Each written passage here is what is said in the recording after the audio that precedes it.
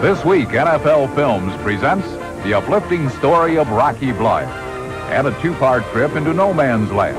First to study the strategy of the pits, then to delve into the minds of the men who toil there.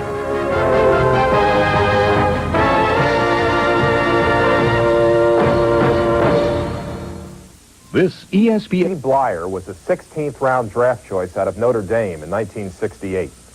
He played one season with the Pittsburgh Steelers, then was drafted and sent to Vietnam, where he became the only player in the NFL to be wounded in the Vietnam War. Although the Veterans Administration classified him as 40% disabled, he returned to the Steelers and became an authentic hero, worthy of our admiration, both for what he did on the field and for what he had to conquer to get the opportunity. As long as football remains a game of heart as well as speed and muscle, the dramatic story of Rocky Bleier will never be forgotten.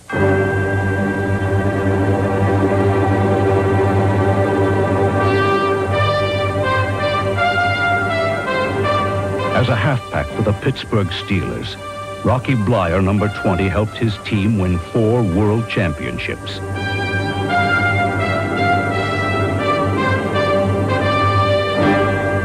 But his toughest battle was fought in a distant arena, far from the cheering crowds of the NFL.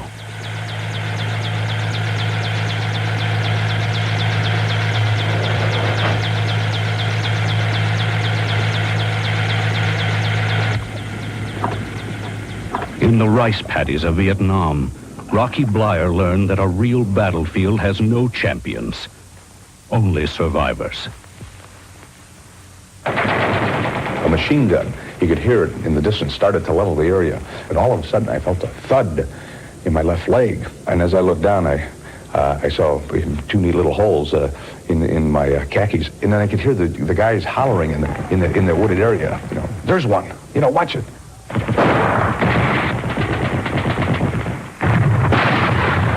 Damn it, boy, they got Bill. Watch that one. Watch the... Holy Christ, what's going on? They're everywhere. Now the helicopter comes in, the gunships come in, and they strafe the area with rockets. The company medics now run around as best as he can. He gets hit. Radio man gets shot through the throat, and so he's out of action. We didn't know what we ran into, and so we set up a defensive position. So our commanding officer, Tom, was only about maybe 6 feet from me, and he was out looking over the top of the ledge to see what was out there. And all of a sudden, just out of the corner of my eye, I saw this grenade come flying through the air, and it hit him right on the back, and it bounced off of him. It was almost like slow motion. That grenade just kind of kept rolling right where I was, and in a matter of seconds I had to decide which way to jump, and I went flying forward, and the grenade went off. Oh, I got dizzy and blacked out for a minute, and it had blown out this way. Fortunately for me, because if it had blown up this way, I mean, I might not be sitting here talking to you at this point. And so I caught some coming up through my right foot.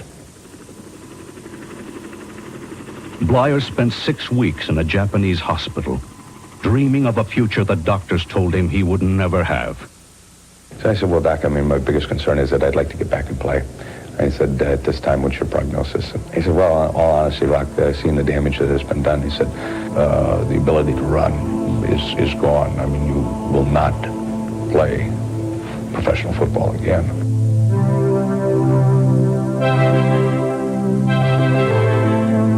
In the late autumn of 1969, Rocky returned to Pittsburgh. His foot was stitched and scarred, but his spirit was unmarked. I didn't want to get to a place in the future and say, you know, maybe I could. Maybe I could have, if I would have. Maybe if I tried, I might have been able to play. I liked playing football. I liked what football gave me. At least I wanted to give it a shot. And so that if I got to the point and didn't make it, I never had to look back and say I didn't try. I would spend hours in that weight room just lifting until I could finally start running again. In 1970, Bleier reported to the Steelers training camp, but his future in football looked bleak. Rocky was so beat up that when he first tried to run up and down the field, you could just see that every step hurt him. And, you know, my thoughts then, I said, boy, why is this guy even trying to play this game? Because, you know, he's going to hurt himself worse. He's, you know, he's just never going to be able to succeed. No one thought Rocky would make the team. Certainly not Chuck Noll, the new head coach. There was no way Rocky could play, you know, in my view. In fact, I asked him at one stage to, you know, I thought maybe it would be better if he had retired. I was crushed. I remember leaving practice and was driving up to Green Tree where I had an apartment. I mean, tears were coming down my eyes. My world had just caved in. I feel like there was no hope left. And it was something I couldn't control. I mean, maybe I would have felt better if, you know, if I gave it my best shot and I had control over it. But I couldn't control because the foot didn't react the way I wanted to. Tony Parisi, our equipment manager, after talking with Ralph Berlin, our trainer, came to me, and he said, listen, he said, you really have to do something, he said, about this Rocky Bleier. He said, this kid is just killing himself. He said, he's not going to say anything to anybody. He says, but he's just suffering so much. He said, he's come to me at night and asked me to remake his shoe. He said, I put a special thing under his instep, but he has nothing but scar tissue there. And he said, it's just the most agonizing thing. He said, that kid cannot go through what he's doing. So what we really did was put Rocky on the injured reserve list, sent him to the doctors, and when our doctors operated on him, they actually found a piece of shrapnel in his foot that was not able to be taken out at the time, and they removed the scar tissue. And then the story, of course, is legendary, what Rocky did after that.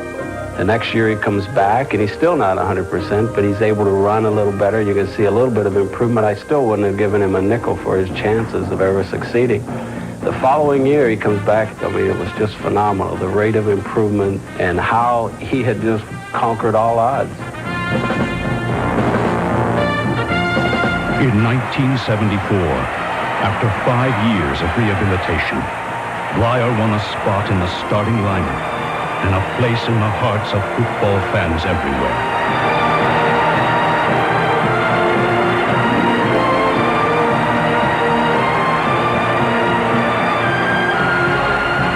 Everyone was inspired by the gutty young man whose hard work had made a dream come true.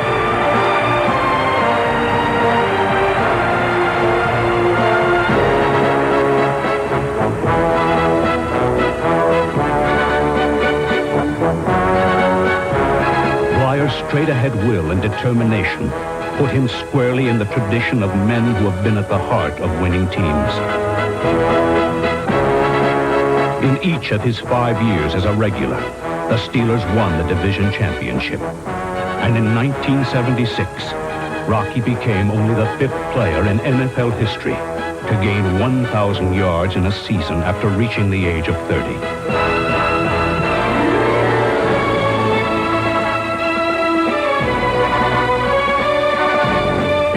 Field of human endeavor, whether it be art, science, or sports, we are apt to find at least one person who serves